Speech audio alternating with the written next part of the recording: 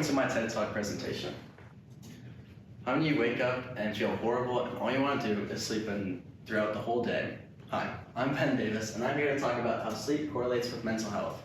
How do you know how many hours are recommended for teenagers to sleep each night?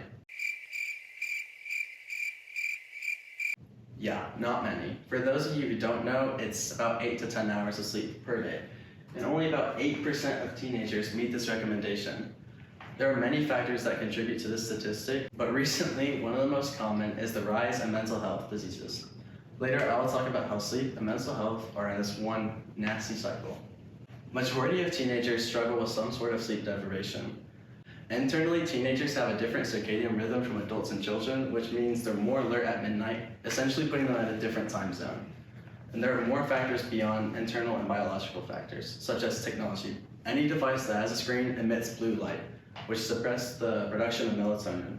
Melatonin is a hormone that your brain produces in response to darkness. It helps with the timing of your circadian rhythm. School is becoming more dependent on technology and assigning more homework online. And teenagers are doing more homework late at night. But for me and my partner at TED Talk, we are both guilty of, quote, winding down for bed by looking at our phones. But that is in fact doing the exact opposite and we're losing sleep because of it. And why teenagers are doing homework late at night? That's because of the academic pressure. With the academic pressure colleges are putting on the well-rounded student, it is causing us to take more extracurriculars, and that shrinks down our window sleep even more. Like my partner at TED Talk. She dances for nearly 2 hours every school night. With the window of sleep shrinking for teenagers and the school start times, it's just not great. And schools are starting really early in the morning. Like school, before 7:30, if I was a high schooler and my school time started at 7:30, I would not be able to sleep in first period Spanish. I know that for a fact. Out of all my research, I've only observed one positive impact for trying to skip sleep, and it's to get that extra bit of homework done. But it's not even worth it because you're probably not doing the homework correct anyway, and also your productivity is just decreasing the more you stay up past your scheduled bedtime. So it's just more negative. With less sleep come more negative impacts, which are not sold separately. They're becoming less coherent, difficulty to cope with stressors, and a more negative impact, which affects your social life. And that leads me to the next point, that there's more to life than productivity. You need a social life and you need to have relationships. It gives us a deeper sense of purpose that will help our mental health and that will help our sleep. And that leads me to this.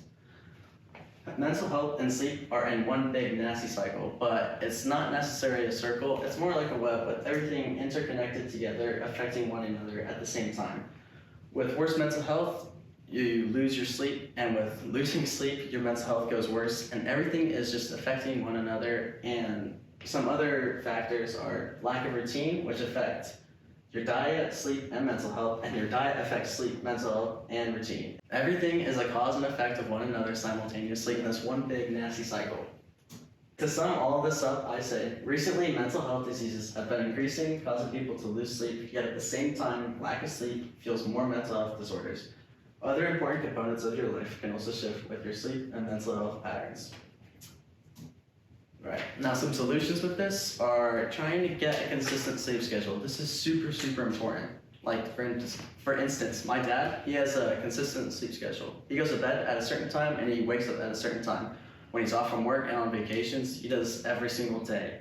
And this allows him to get his recommended amount of sleep every night. And also it avoids all these negative impacts that I mentioned earlier.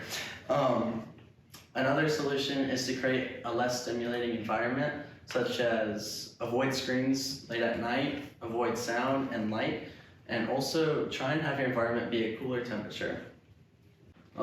Get some exercise and improve your diet and just become a healthier person overall. This will greatly improve your mental health, which in return will help your sleep. So this is also very important. And finding that perfect balance of productivity and rest. This is probably by far the most important solution I can give you. You have to find a balance between the two or else you won't be able to function. In conclusion, cultural and societal beliefs say that skipping sleep makes you stronger, but this is absolutely wrong. Sleep is super important. You need sleep. It may be hard, but try and find a rhythm in the cycle. You'll see how one healthy habit can change your whole life. Thank you for coming to my TED Talk.